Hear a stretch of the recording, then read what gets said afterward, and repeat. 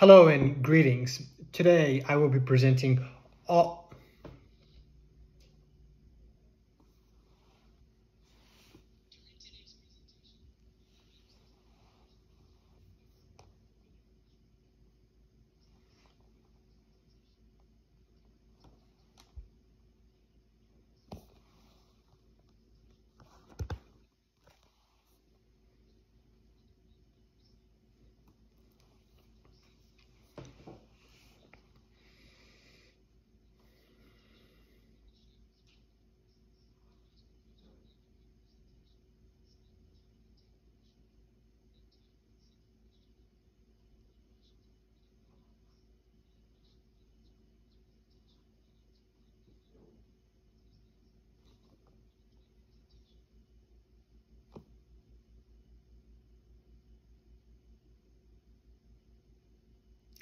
Greetings. It's great to be here presenting for you today. We will be discussing offshore asset protection, how to keep your money protected from lawsuits. It's almost the weekend and we're all feeling good. However, how would you be feeling right now if earlier today you learned you were being sued for $12 million? Would that maybe distract you from trying to learn something? Would that maybe put a little damper in your weekend? Would that possibly bring some stress into your home or marital life, or maybe distract you from running your business? I had a client receive this exact message a few years ago. And later in this presentation, I'll let you know how it turned out for them. The good news is this probably did not happen to you. So you can sit back and relax and just enjoy the presentation as I explain what you can do to make sure that if you are ever sued or you ever have a client that is sued, you don't have to worry about anything. As I go through today's presentation, I have a favor to ask, and that's if you have questions, ask them. You don't need to wait to the end. I will be sure to get through all the information either way, but I'm happy to answer your questions as I go through the presentation. My name is Blake Harris. I'm the managing attorney at Blake Harris Law. We have offices in Denver and Miami, and I work with clients from throughout the world in helping them use offshore trust and offshore banks to keep their property safe from lawsuits. I find the offshore industry is one of the most misunderstood industries. Many people associate offshore planning with super high net worth individuals looking for tax evasion or money laundering. And while some of that may take place, there's also a legitimate industry of families, some with a few million, some with just a few $100,000, that use offshore trust and offshore banks to help keep their property safe from lawsuits. The offshore industry has been around longer than, well, any of us have been alive. However, demand has never been higher than it is right now. And the reason demand is so high is because of the way that the legal system has eroded over time.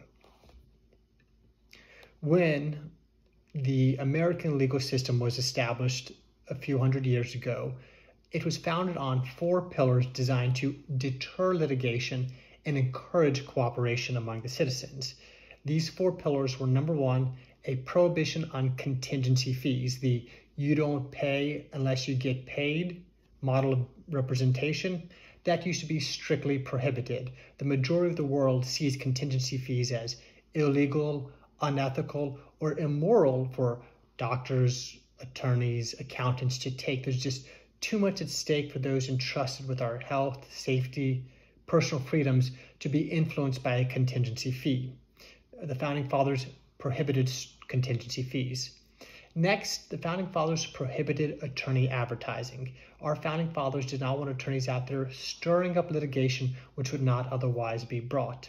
And this was the law of the land up until around 1973, when an Arizona law firm ran an advertisement and the Supreme Court stepped in and said under a freedom of speech argument that attorneys should be allowed to advertise.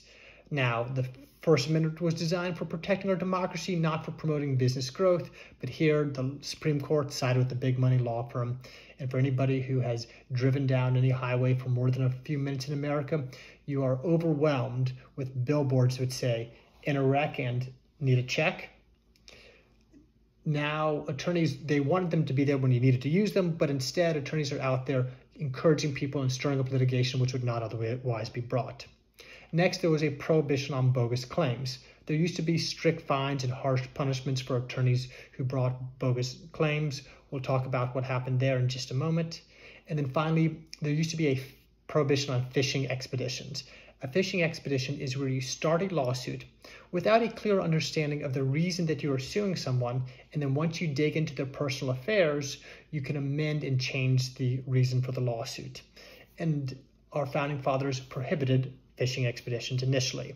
And initially, things were fine and dandy, at least relatively speaking, up until the Trial Lawyers Association of America stepped in and took control of Washington, D.C. There are very few lobbyist groups which have as much power or have as much success, as high of a success rate as the ATLA. Over time, they were able to lobby and have all four pillars destroyed. Contingency fees are now the way that majority of certain type of lawsuits are brought. An individual doesn't have to have any skin in the game if they want to bring a lawsuit now. There's no risk in bringing a lawsuit, so you may as well go ahead and sue. Attorney advertising is widespread, as we all know. Bogus claims were generally prohibited up until 1983, when the model rules which govern attorney behavior were improved to allow for a lawsuit to be brought not solely on the basis of a law, but on the basis that you should be able to change a law. So basically what this did is now any reason you could possibly think of is a legitimate reason to sue. And finally, fishing expeditions are now allowed. And fishing expeditions are a powerful tool for plaintiff attorneys for several reasons. First of all, it allows you to dig into someone's personal affairs and then decide why you want to sue them. But they're also important for a plaintiff attorney because it drives up the cost of defense. And when it costs somebody a lot to defend a case, they're more likely to settle their case, even if there's not a legitimate reason for the lawsuit. Someone can bring a bogus claim at no cost to themselves, change the reason that they are suing someone, never have intended to sue someone in the first place. They could have just seen an advertisement and then ultimately get a settlement because the cost to litigate is so expensive. And what are the results? Well, America has become an extremely litigious society. Our founding fathers did not want our citizens getting bogged down in litigation. They wanted people free to live their life and run their business. Well, now there are millions of lawsuits filed every single year in the United States. More than 10 million lawsuits are filed every single year in the United States. There are billions of dollars ordered to be paid out in judgments every few days. And guess what? This is a common trend around the world. America is not even the world's most litigious society. In first place is Germany, followed by Sweden, Israel, Austria. United States is fifth place, followed by the United Kingdom, Denmark, Hungary, Portugal, or France. If you have clients who live, work, or do business in any of these countries, I highly recommend that you have them consider setting up an asset protection plan. And when it comes to setting up an asset protection plan, there are three main strategies. Now, I will say if you speak to 10 different asset protection attorneys, you may well be presented with 100 different options. But all of those options can generally be categorized into three different categories. First is to use insurance. I'm generally a fan of insurance. A few $100s a year in insurance can get you a few $100,000 a year in umbrella coverage. Plus, they provide the attorneys. So if you get sued, you don't have to immediately go out and hire an attorney yourself. They will provide an attorney to represent you. It feels very good to spend a little bit of money to have a claim paid out. However, not all claims are covered. Your agent, every insurance policy has a long list of exclusions, which chances are your agent did not go over with you at the time they sold you your policy. However, when it comes time for you to make a claim, there's a chance that your insurance company will try to hide behind one of those exclusions. In addition, Every insurance policy has limitations, has policy limits, and it's not unusual for an insurance claim to go beyond a policy limits. The only time that I don't recommend clients have insurance is if you are working with a high-end professional whose insurance premiums have gotten out of control. It costs a few $100s a year to get a few $100,000 a year. If it costs $100,000 a year to get $200,000 a year in coverage, I say skip the insurance and let's just rely on an asset protection trust, setting up an offshore asset protection trust. The second, also I recommend car insurance. Buy as much car insurance as your agent will sell you. Our nation's roads are quickly becoming a highway to wealth. You want to make sure that you have as much car insurance as your agent will sell you. The next strategy is to utilize well-drafted documents. And this is another very common one that attorneys push because it's good advice and because the attorneys can prepare those well-drafted documents. I highly recommend that you utilize an attorney to draft documents when you do business with anyone, and that those documents include ADR. Write that down, 3 letters, which could save you a lot of headache. Alternative dispute resolution. You agree that anybody whom you do business with, employees, business partners, customers, your clients, you have an agreement that any dispute that arises is settled outside of court by a neutral third party. However, nobody does business with paper. Business is done with people. And if the person on the other side of that paper is aggressive, crafty, or simply unethical enough, there's no paper in the world that can guarantee that you're not going to be dragged into court. Which is why if you want true asset protection, I highly recommend setting up an asset protection trust. There are 2 categories of asset protection trust. There are domestic asset protection trust and there are offshore asset protection trust. The benefit of a domestic asset protection trust is that it's simpler to set up. It's easier. It's easier to find forms. It's easier to find attorneys who can help you with setting up a domestic trust, and clients are more comfortable using a domestic trustee. Now, the downside of a domestic trust is they do not work as well for protecting your assets as an offshore trust. There have been several complete failures of domestic trust, and plaintiff attorneys know this. So if they are litigating against a domestic trust, they're going to be much more aggressive about going after that trust and those assets than they would be with an offshore trust. A properly structured offshore trust is nearly impossible to break into. And a plaintiff is going to be much more willing to take a settlement offer if they come up against an offshore asset protection trust. Domestic trust can be set up in a variety of different jurisdictions. About 15 different states allow for the use of a domestic asset protection trust. Some of the most common states are South Dakota and Nevada. However, if you want to give your clients the best protection, if you want to have the best peace of mind to know that your client's assets are protected, there's no substitute for an offshore asset protection trust. There are about 24 jurisdictions which allow for the creation of an offshore asset protection trust. I'm going to save you the time, and I'm going to go through the top jurisdictions for setting up an offshore asset protection trust. In third place, we're going to go from right to left, throw a little screwdriver in for you to make sure you're paying attention. In third place is Belize. Belize is a small country on the east coast of Central America. Second place is Nevis. Nevis is in the Eastern Caribbean. And then first place is the Cook Islands. The jurisdiction that I did not list on here, which you will hear about often when you start talking about offshore structures, is the Cayman Islands. The Cayman Islands is not a particularly strong jurisdiction for asset protection. They do not have an asset protection trust law in place. With Belize, Belize is a very cheap country. For $10, you can get a giant mound of food, but if you look away for more than a few minutes, somebody may steal a piece of food off your plate. Compare that to the Cayman Islands, where for $10, they'll serve you up a tiny little cracker, but you could walk around Grand Cayman twice, take a day trip to one of the smaller islands, come back and that cracker's still going to be there. Belize is famous for its zero look-back period, which means that if money has been transferred to a trust, there's no such thing as a fraudulent conveyance or a claim of a fraudulent conveyance. This is a very attractive feature for people who are concerned about making a late stage transfer.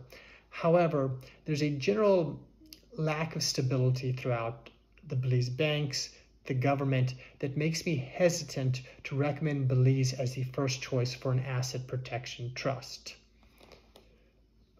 In second place is Nevis. Nevis is a beautiful country in the Eastern Caribbean. Nevis copied the Cook Islands trust laws. The Cook Islands have had their asset protection trust law since around 1985. About 20 years later, Nevis copied that law. Nevis then added a wrapper around that law, which requires a plaintiff to post a bond of $100,000 in order to bring a case. Thus far, there's no case law of anyone attempting to challenge a Nevis asset protection trust. The reason that I rank Nevis second after the Cook Islands, I'll explain in just a moment. But on the next slide, I'm going to talk about the benefits of a Nevis asset protection trust and a Cook Islands asset protection trust. I'm only going to use the term Cook Islands, but here I'm talking about both Cook Islands and Nevis. With a Cook Islands trust, foreign court orders are not recognized. So somebody who has won their case in the United States will then have to go and start their case from scratch in the Cook Islands. Contingency fees, which are widespread in America, are still illegal in Nevis and the Cook Islands, which means that somebody who has gotten basically a free attorney in the United States, they're going to have to start coughing up some money, potentially substantial money. This is going to eliminate a lot of creditors from being able to bring their case against you.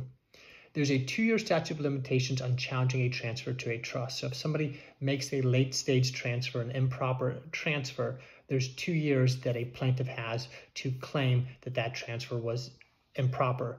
Chances are that nobody's going to find out about the trust for quite some time after you've set up the trust, because a lawsuit in America can easily take 2 years or more. So while litigation is pending in the United States, the opposing party may not even know about the trust, and then after they get a judgment and then go to enforce and try to collect on the judgment, then they find out about the Cook Islands trust. At that point, the statute of limitations has run and the plaintiff is dead in the water.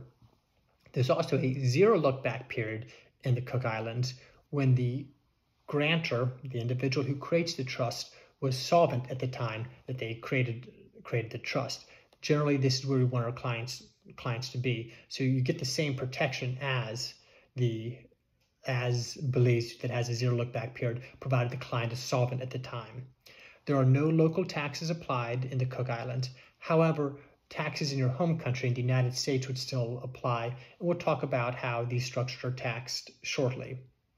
In order to win a case in the Cook Islands, you must prove your case beyond a reasonable doubt.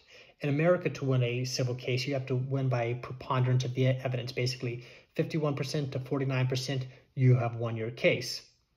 To win a criminal case in the United States, you have to prove it beyond a reasonable doubt, which is more like a 99.9% chance burden of proof. The Cook Islands applies that beyond a reasonable doubt standard to their civil cases. It's an extremely hard standard for anyone to prove.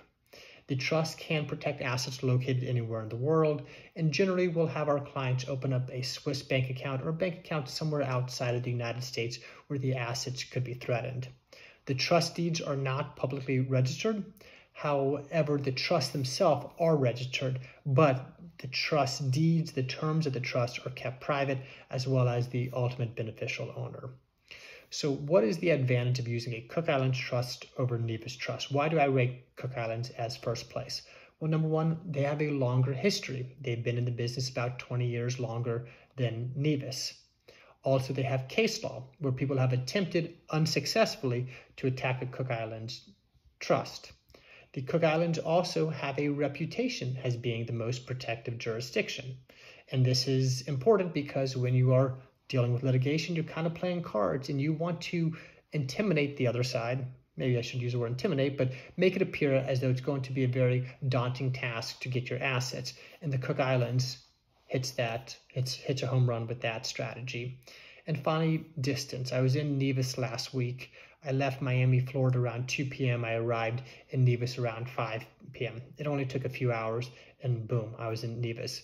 When I went to the Cook Islands last month, it took about 24 hours of flight time and another 24 hours of travel time to get all the way from my home in America to the place I was staying in the Cook Islands. The increased distance is a deterrent to litigation. So how exactly does a Cook Islands trust work? Well, think of the Cook Islands trustee like having a trusted friend. You can give your boat to your friend. Your friend can allow you to use that boat, ride around on the boat, enjoy the boat however you please. But if you get sued, nobody's going to be taking a boat away from your friend. And that's exactly how a Cook Islands trust works. If you get sued, the trustee is not going to give your assets away to someone suing you. But if you want some money, the trustee will send you money. They will pay your credit card bill, they'll lease you an apartment, they'll pay your mortgage, they'll rent you a car or buy you a car, they'll pay for your children's education. But again, if you get sued, they're not going to give that money away to anybody who's attempting to sue you. Also, you get to direct investment decisions. These trusts, they are very flexible structures as well. You can add or remove property to the trust. The trust can be amended. It is an irrevocable trust, but there are mechanisms to have the trust amended. And the trust can be dissolved. If you ever want to get a complete distribution, you can do that as well. Here's a question that I receive from pretty much every one of my clients, which is, how do I know the trustee isn't going to steal my money? Well, the trust business in the Cook Islands represents about 11% of the overall GDP of the country. The country is very well vested in making sure that their trust companies are properly regulated and supervised. In fact, the trust companies in the Cook Islands are better regulated and supervised than the trust companies in the United States. I'll say in my entire career, I've only heard of one instance where the trustee ran off with the money. It's never happened except one time. And that was with a trustee out of Chicago. So when you work with a trust company, you want to make sure that you work with one of the most reputable providers. The companies that I've worked with, I've personally met with in the Cook Islands as well as in the United States. They're among the oldest and most reputable companies. I've met their owners, their frontline employees, their managers as well. I don't recommend bargain hunting when it comes to picking your offshore providers. And this is again why I steer my clients to the Cook Islands as opposed to Belize or some other country. Next, you also want to keep the assets separate from the trustee. The trustee sits in the Cook Islands, but generally you would have the client open a Swiss bank account. And by the client opening a Swiss bank account, they are able to keep their money in a jurisdiction where their money is probably more secure than their home country. It's pretty much impossible to beat the Swiss banks. And I'll talk more about Swiss banking in a few minutes. The Swiss banks also keep a check on the trustee. If they ever get an order which seems unusual, they'll check with you or check with the client before making that transaction. Next, utilize a third-party trust protector. A trust protector is an individual or a company named in the trust document who has the ability to either fire the trustee and replace the trustee, or with the consent of the trustee, amend the trust. Why would you ever need to fire the trustee? Well, first of all, having the power to do that keeps the trustee acting in accordance with the way you want them to. So simply having the power to do it is important. But also, if the trustee ever gets to the point where they're doing something that makes you uncomfortable or the laws of a certain country change, you can change the trustee. But also, if a plaintiff actually goes to the Cook Islands and begins to litigate, it appears that they may be able to order the trustee to hand over some assets, you can fire the trustee and then appoint a trustee in a new jurisdiction, make the plaintiff start their case over in another jurisdiction. Sooner or later, plaintiffs realize, hey, I can continue to spend all this money to chase after these assets, but it looks like I'll never get paid. I'd be best off just going ahead and taking a settlement offer. Another option is to keep control of the assets through another entity. So the trust will own, let's say, an LLC, and then that LLC will control the assets. You can serve as the manager of that LLC, and then as the manager of that LLC, you'll have direct signing power over the assets in the trust. And what entity do I recommend to my clients to use in conjunction with the Cook Islands Trust? Most commonly, the Nevis LLC. And there are a couple of reasons that I like my clients using a Nevis LLC. The first reason, as I just went through, is control. The trust owns the LLC, and then the LLC owns the bank account. You, the client, your client is able to serve as manager of the LLC. The other benefit of using a Nevis LLC is it gives the client what is referred to as charging order protection. Charging order protection means that a plaintiff is not able to reach into the LLC and take money out. All they can do is place a lien up against the LLC and then wait for distributions to be made. Meanwhile, the client, the manager of the LLC, can take money out in the form of a salary. You have the ability to delay paying the claim potentially indefinitely. In addition, a charging order in Nevis expires after 3 years, and the individual holding that charging order has to pay taxes anytime that the value of the LLC grows. Plaintiff attorneys, they don't want to get paid in charging orders. They want cash. They've got their own expenses and mortgage to pay. And if you can tell an opposing party that you can delay paying them potentially indefinitely, I can pretty much guarantee that they are going to be willing to at least entertain your settlement offer. And that, my friends, is the name of the game, getting your clients to an acceptable settlement offer. I believe that if you have legitimately harmed someone, you should compensate them appropriately. However, if they are being unreasonable, you should not be left with your back up against the wall to be taken advantage of. You should still have some leverage to negotiate a proper settlement. I also believe that if you are being sued for a bogus claim, you should be able to tell that person suing you to, well, go pound sand. Okay, so now we've got the trust registered. We went through the initial process. There was a background check done on the client. The trust company wants to confirm that there's no money laundering going on, that nobody's trying to evade taxes, that they're not working with anyone who's under a criminal investigation by the government. Once the client is approved, and that process takes about 30 days from start to finish. If everything is running smoothly, the client is providing proper information, they can properly verify their home address. They'll need to provide a utility bill or other proof of their home address. The trust company would then accept the client. Once the client has been accepted, the next step in the process is to begin funding the trust. Now, in order to fund the trust, there are several things that must be done. Number one, the client must obtain an EIN. In order to obtain an EIN, you must call the IRS. You cannot go online to apply for an EIN for a trust, for an offshore trust. You can send the mail, but if you send the mail, you'll probably never hear back from the IRS. Your client must, you on behalf of your client, must get the EIN for the trust. Next, your client will need to open up a bank account. You want to have a bank account outside the jurisdiction that you are concerned about litigation arising. So if you're concerned about litigation arising here in the United States, then you're going to want to open up an account somewhere outside the United States. And as I mentioned, the most common jurisdiction that I recommend is Switzerland or Liechtenstein. With a Swiss bank account, there's no hard set minimum for opening an account. However, for it to make economic sense, most of the time, you're going to need about $1 million to put into that account.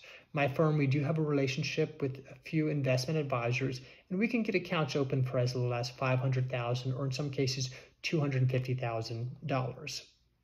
Once the there are many benefits of using the Swiss banking system. Number one, they're among the most stable banks in the world, probably the most stable banks. They've been around for a long time. In some cases, they've been around for centuries. You have a wide variety of investment options with the Swiss banks, and you get excellent, crisp customer service with the Swiss bankers. They're known for having excellent service. And the benefit of Switzerland isn't just that they have good laws in place to regulate the banks, because it's very easy for one country to just copy the laws of another country, but to actually have the infrastructure, to support those laws, the history, the judiciary, that is going to be much tougher. In Switzerland, the entire country, from the most high-end banker to the server at your local restaurant, is run efficiently. And it's an ecosystem unlike anything else I've ever seen, and it's simply the best place in the world for banking. That, as well as the Principality of Liechtenstein, which is right next door to Switzerland. If the client does not have $250,000 to open up a Swiss account, there are other options for banking as well. A bank account can be opened in Nevis for as little as $25,000 or in Belize for as little as $5,000. In addition to open up an account for any financial assets, you would also want to open up an account you'd also want to protect your crypto. Crypto has been around for over a decade now. Crypto has never seen a recession, though it's about to see its first recession. We're going to see a major consolidation in crypto. I'm only going to speak on crypto briefly here, but it is becoming a bigger part of all of our practices. And if you want to learn more about crypto, feel free to check out my website later. In terms of protecting crypto, there are a few different strategies that can be used. Number one, the client can assign their crypto to their trust, and then the trustee can turn around and hire the client to be the custodian of their crypto. You get to keep your own keys. The next strategy is to take the crypto and put it into a cold storage vault. Once the crypto is in cold storage vault, the trustee is not going to release that. Now, you do want to utilize a vault somewhere outside of the United States, because that's where litigation would most likely be. Common choice for a vault that I recommend is a vault in New Zealand. Because of its distance from the United States, it makes it harder for someone to access that cold storage vault. Another option is to utilize a bank. Now, a big benefit of crypto is that you don't have to utilize a bank. And there are some companies that focus just on crypto storage without being a bank, and that's nice because you can avoid a lot of the KYC. However, there are few companies like that outside of the United States which are reputable. Not yet. If you're interested in setting up an offshore crypto company or an offshore crypto vault, let me know. I think that could be a huge business opportunity. It's a missing piece that the asset protection business could use. And as crypto gains adoption, even though prices are not as high as they were 2 years ago, adoption is continuing to grow, and there will be more demand for crypto services into the future. The next asset that often needs to be protected is real estate. Now, real estate is a little bit trickier because you just can't pick up a piece of real estate and move it outside of the United States like you can a bag of cash, like you can your crypto. But there are a few things you can do to help safeguard your real estate. Number one, you could mortgage the property. You could go to your bank and get a HELOC in your home, and if some concerns arise, tap into that equity, strip out the equity of your home, and then it no longer becomes an appetizing asset for a plaintiff to take. Another option is to simply sell the real estate. Sell the real estate, take those liquid funds and place those into an offshore account. Another strategy is to use an offshore lender who will put a lien up against the property for up to about 80% of the value of the real estate, and then it becomes a much less attractive target. Also, with real estate, it can be put directly into the trust and then sold if litigation arises. You'd want to sell it before any less pendants are put onto the property. But also, by having the property in the trust, it makes it more difficult for a plaintiff to take that property, because they're not going to be able to just order you to hand over the assets. they would have to either order the trustee, who's going to disregard a U.S. court order, or go through a separate foreclosure process. So plaintiff would have to go through a separate foreclosure process and then go through the process of selling the real estate. Another option is to rely on any homestead protection that you can get with your real estate. For example, in Florida and Texas, subject to certain acreage limitations, your home is a fully protected asset. Another strategy with real estate, if it's not your primary home, is to put it into an LLC and put it into a multi-member LLC and receive some charging order protection from your state. I don't recommend putting your home into an LLC first, because if a home is put into an LLC, you lose any homestead protection that your state may offer, and you also lose out on your home mortgage interest deduction. And then finally, a business. A business can be protected to a certain degree. There is certain liability associated with owning a business that cannot be taken out of that business. So my recommendation is to run your business lean and mean. And what do I mean by this? I mean, take any excess cash out of your business and pour that into your trust. Also, if your business has any hard assets, form a separate company, perhaps a separate LLC, have a holding company, and then have that holding company hold your hard assets, then have your operating company lease those hard assets from your holding company. The holding company can be backed by your asset protection trust, and then the operating company, it's going to have no cash, basically no cash, no cash. It's going to have very little cash. It's going to have no hard assets. And if the business gets taken away, you are going to have no incentive to continue to run or manage that business. It basically becomes an entity that is of no value to a third party. And that's the name of the game, making yourself as unattractive as possible to sue. There are certain assets which generally are not put into the trust, and we're going to do this slide east to west, starting with tangible personal property. Clothing, furniture. Plaintiffs don't generally go after these assets. It's only situation I've ever seen this happen is when there's a there's a lawsuit within the family and somebody was actually going after someone out of spite, not after an economic incentive. But these are depreciating assets. They're generally not of much value. They're hard to liquidate. We generally recommend just leaving tangible personal property out of the trust. Next is cars. If you have a car worth under $75,000, I generally recommend leaving that out of the trust for a couple of reasons. Also because it is a depreciating asset. It's an asset that somebody would have to sell before they could appreciate the cash value. Each state and the federal government gives some protection. There's some bankruptcy protection that you can already get with your primary vehicle.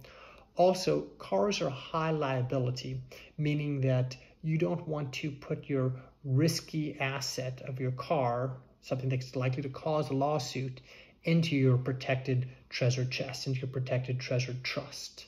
So generally cars are left out. Now, if your client has some high-end cars worth $100,000 and they do want to protect those can be transferred into an LLC, and then the LLC can be backed by your Cook Islands Trust. Next are retirement accounts. Retirement accounts already come with a certain level of protection under the federal government, and states sometimes afford additional protection to retirement accounts as well. There are some limitations on the protection that you receive. For example, overly funded accounts may lose some protection, at least to the point that they are overly funded. Also, spousal claims or felony murder could be reasons that those accounts get compromised as well. Generally, we want to stay away from felony murder clients, but divorce is a common lawsuit that we can help plan for. If you want to add extra protection to your retirement account, the recommendation that I would give would be to transfer your retirement account into a self-directed IRA if you can. And then that self-directed IRA needs to be owned by an LLC, which is then in turn owned by your trust. And through this two-tiered approach, you can give further protection over that self-directed IRA, and you can preserve the retirement, and you can preserve the tax savings of that retirement account. You can avoid any tax penalties. So, when should someone create the trust? Well, you want to do your planning while the water is calm. You have to have the fire insurance before the fire. And there are several reasons that you want to do your planning while the water is calm. First of all, finding an attorney to work with you. There are very few attorneys who focus on offshore asset protection planning. And if you wait until litigation arises, you may be hard-pressed or simply out of luck when it comes to finding a reputable, experienced attorney to help create an offshore trust for you. Next, you want to be able to find a trust company to work with you. Trust companies are happy to take on your business if there's no pending litigation, provided you have a clean background. If there's a little bit of something in your background, a DUI, a pot charge, something small, may not be an issue. If there's a more serious crime and it's been some longer time, may not be an issue as well. If there's current investigations or current charges against you for something related to theft or a serious felony, you may not be able to find a trust company to work with you. Trust companies will often still take clients on when there's pending litigation, but they're going to take a lot more time to onboard you, and they're going to want to charge you more.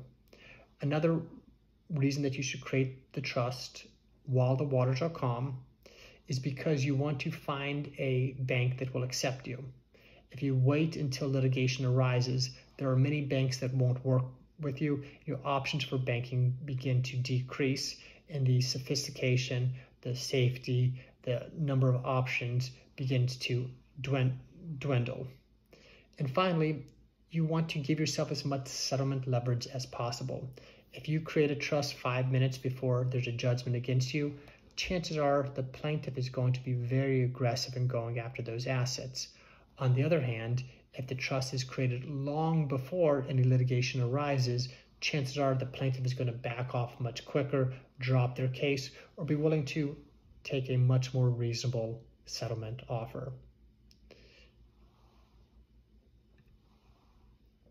Okay, so how does a lawsuit work? I know we're all attorneys, but let's walk through the process.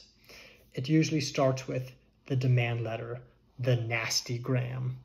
You have done this wrong, and if you don't send me $100 million, I'm going to sue you for everything you've got. At this point in time, your client, has the pleasure of going out, writing a nice big check to a defense attorney and paying their hefty hourly rate. The good news is if you already have your trust set up and it's fully offshore with the trustee in the Cook Islands and the money in Switzerland, then there's a good chance that you're not going to have to spend a lot more in defense. You can start negotiating right away. And this is why it is key to make sure that your trust is offshore from the get-go. If you have a trust that is domestic or a domestic trust that can be converted into an offshore trust, but you try to convert it once litigation has arisen, aside from all the issues that we mentioned in the previous slide, finding an offshore trustee that's willing to take you, finding a bank that's willing to accept your money, the statute of limitations doesn't start to run until you move that trust overseas. So the worst thing you can do is set up a domestic trust or a domestic trust that can be turned overseas, and then make the client in a position where lawsuits has arisen and they're scrambling to find a trustee, scrambling to find a bank, and they're up against the statute of limitations. Do your planning the right way. Set up everything offshore from the very beginning. It will cost a little bit more than using a domestic trust up front, but it can save hundreds of thousands of dollars or millions of dollars in settlement leverage. Now, while the case is pending, it's possible for the client to continue to be the custodian of their own crypto, to manage all of their assets through an underlying entity. During this time, they can negotiate and hopefully settle. Most cases settle. However, if it gets to the point that the client receives a judgment against them, then at that time, there's two options for the client. Either have the trustee come in and take all the client's assets, either have the court come in and take over the client's assets, or hand over control of the assets to our trusted trustee. The trustee will take custody of the crypto, perhaps place it with a bank or cold storage or some other means of removing custody from the client. They can also set up multi-factor authentication for crypto, and the trustee will also step in, fire the client as the manager of the LLC, and take control of the underlying LLC. At this point in time, the plaintiff is pretty much dead in the water. They can't do anything to the client to force them to hand over the assets. And I know what you're wondering now. Well, what happens if the court orders you to bring back the money? Very good question. And the answer is, you follow rule number 1. You comply with the court orders. Anything that the court asks you to do, you will always comply with. And the other rule number 1 is, you never lie. So let's say the court orders you to request $1 million distribution from your trust. What do? You comply with the court order. Dear trustee, please send me $1 million. You send that request to the trustee. The trustee then asks you to sign an affidavit under penalty of perjury where you swear that that request was not made because a court has ordered you to do so. You don't lie, so you're not able to sign that. You report to the court, I've complied with your request. The court says, well, where's the money? Then you say, well, the trustee is refusing to send it. This is where the key comes in. You've complied with the court order. There's no way you can be held in contempt because you've complied and you have not lied. Meanwhile, the trustee sitting in the Cook Islands is going to disregard any court order. Now, if the opposing party comes back and says, all right, well, we'll settle the case for $100,000. If that's acceptable to you, you request a distribution from the trustee and say, please send $100,000. The trustee asks, have you been ordered by the court to make this request? And you say, no, I want to make this request. The trustee sends the money. The plaintiff attorney accepts the money, settles the case. And then at that time, if you want to dissolve the trust, you can. But the key is to have everything set up ahead of time. And that few $1,000s extra that you paid to set up an offshore trust as opposed to a domestic trust, well, that ends up saving you hundreds of thousands of dollars or more in the long run. All right, let's talk about a couple of examples. Tom was a client of mine who met with me many years ago because he had just sold his trucking business. He spent about 20 years growing his trucking business. And then when he was on the verge of retirement, he found a buyer. The buyer and him agreed to a price of $12 million. Shortly after Tom received the $12 million, he settled his Cook Islands Trust. Upon settling the Cook Islands Trust, or shortly after the transaction was done, the trucking business started to decline. The new owner was not able to run and manage the business as well as Tom, who'd built the business from scratch, was able to. And the new owner sought to undo the transaction and claimed that Tom failed to properly disclose certain items as it related to the sale of the business and sued Tom for $12 million. This was going to leave Tom in debt because a portion of that $12 million that he had received had gone to the IRS. Well, ultimately, Tom and the plaintiff were able to reach a settlement, and Tom ended up paying $175,000. Pennies on the dollar. I don't know how things would have turned out for Tom without the trust, but I can almost certainly say he was in a much better position having the asset protection in place than he would have been if he did not have the asset protection in place. Next, we have Dr. Kevin. Dr. Kevin created a Cook Islands Trust because he wanted to protect himself in case a disgruntled patient brought a claim against Dr. Kevin. Well, about 3 years after he'd created the trust, he had not had a single claim from a disgruntled patient, but he did end up getting served with divorce papers from his soon-to-be former spouse. It's often the liability you don't expect is the one that gets you. It's the bullet you never see the bullet that kills you. Well, with the help of his Cook Islands Trust, Dr. Kevin was able to come to an acceptable settlement offer with his soon-to-be former spouse. All right, who needs asset protection? The biggest misconception of the asset protection world is that asset protection is only for the super wealthy. This is simply not true. And let me explain with a quick example. We've got client number 1 with $1 million and client number 2 with $200 million. Both clients get sued for $5 million. Client 2 with $200 million, my advice is going to be hire the best defense attorneys you can, fight this claim to the end, and if they end up getting a judgment against you, well, that's okay. It's not going to have a big effect. It's not going to have any effect on your standard of living or quality of life. And you're going to send a message to the world, which is you do not pay settlements. Nobody's going to take advantage of you. Now, the individual with $1 million, if they get sued for $5 million, my advice is going to be let's talk settlement, and let's talk settlement fast, because you do not want to get hit with that judgment. That judgment could have devastating effects on your quality of life and standard of living. The majority of individuals who set up an asset Cook Islands Trust with my law firm have somewhere between $1 and $10 million in assets. Next is to look at the client's overall risk exposure. Doctors, attorneys, accountants, CPAs, financial advisors, business owners, individuals whose children drive their car and the car's still in the parent's name. Definitely get that corrected as soon as you can. As soon as the kids turn 18, put the car in your children's name. Engineers, as well as anyone who has an employee. Employment litigation is one of the fastest growing areas of law. If you have an increased risk exposure, you simply just live a risky lifestyle, you're into extreme and risky activities, you would benefit more from having asset protection. Next is risk tolerance. How much stress would it cause you? How much sleep would your client lose each night if they ended up getting sued? Has this client been through many lawsuits before? If this is the situation that your client has a low risk tolerance, they would benefit greatly from having an asset protection plan in place. And finally, the optics of the situation. Is now an appropriate time to create an asset protection trust? Is your client concerned about some criminal investigation that they are under and they are looking to get out of the country as quick as possible and they want to set up the asset protection plan yesterday? May not be a good candidate for asset protection or client that I would not recommend taking. On the other hand, if it is just a general business owner and they want to keep their family's assets protected from what they know is a broken legal system in a litigious environment, they could be a perfect fit for asset protection. So how do these trusts work?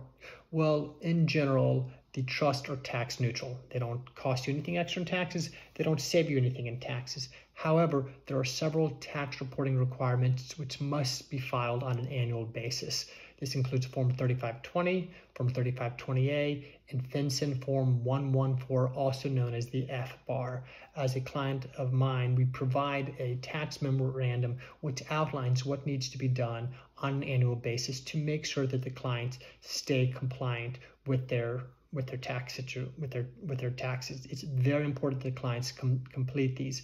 We don't handle the tax reporting ourselves, but we provide guidance on how to do it and how to make it easier for the CPA to complete their tax reporting requirements. So you have a client who's made some money in a crypto investment or some other type of investment, and they want to reduce their capital gains. Well, there's a few strategies that can be used regardless of whether those assets are held in a trust or not. The first strategy is to harvest capital losses. So if they've got an asset that has appreciated in value and they've recognized that, they've got another one that has lost money in value, they can go ahead and recognize that, offset the two, and that will reduce the amount of taxes that they have to pay. I refer to this strategy as math. Subtract what you've made from what you have lost. Next is to find a qualified opportunity zone to invest in. In my opinion, it is a little bit arbitrary what qualifies as a qualified opportunity zone, but there are financial advisors who can help you find these investments. Next, if your client is charitably inclined, they can increase the amount that they give to charity by utilizing a charitable lead or charitable remainder trust. You can also have the client invest in items that produce deductions, such as certain investments in real estate, as well as investments in oil and gas. Clients can also hold investments in a tax-exempt structure, such as a self-directed IRA, or utilize a monetized installment sale.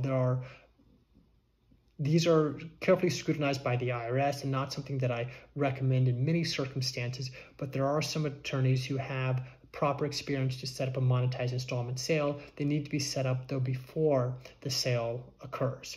And finally, my favorite strategy is to simply not sell the asset and just borrow against it, and if possible, for other investment opportunities. If you don't sell it, then you don't have to pay any capital gains on it. But let's say that your client wants to be more aggressive about reducing their taxes.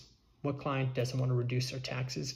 Here are two strategies that can be used for reducing taxes. Number one, move to Puerto Rico. Under Act 60, if you export a business from Puerto Rico, and by export, it doesn't mean tangibly sending anything out, but you can just run a business from Puerto Rico or have some service, including running your law firm or writing blog posts from Puerto Rico, you can reduce your taxes to almost zero. Now, it does require that you are a bona fide resident of Puerto Rico, and as a bona fide resident of Puerto Rico, you must spend the majority of your time in Puerto Rico, which means your foot must touch the ground 183 days a year. On top of that, you're limited in the amount of time that you can spend back in the United States to around 90 days per year. Two things to note about Puerto Rico: it is not a cheap place. The cost of living has increased significantly over the past 5 to 10 years as more very wealthy individuals have taken advantage of Act 60. It's also a big crypto hub. If your client is interested in the blockchain industry, they may want to go check out Puerto Rico, also known as Crypto Rico, and I recommend visiting before you go. The next strategy is to renounce. This is a more drastic measure, which I don't recommend in too many circumstances, but it is a good fit on occasion. If you are going to renounce, you're going to need to have another citizenship. There are 6 strategies for obtaining citizenship. 1 is to be born in a country. Number 2 is to marry someone from that country. Number 3 is to get citizenship by descent. If your parent, grandparent, or in some cases great-grandparent is from certain countries, you can get pretty much free citizenship. Another, citizenship by exception. This is a very rare circumstance that only applies to celebrities, athletes, high-end scientists. Another option is the old-fashioned way, just to live in a country, work in a country, go through the naturalization process. And the 6th option is to buy your citizenship. There are a few reasons that I recommend purchasing a citizenship. One is if you plan to ever renounce, as I just mentioned, but also in case there are future travel restrictions. I think most of us still remember COVID, when we were prevented from traveling based upon where our passport was. Now, there is the chance that there may be future lockdowns. The lockdowns were very profitable for the individuals who decide if there are future lockdowns.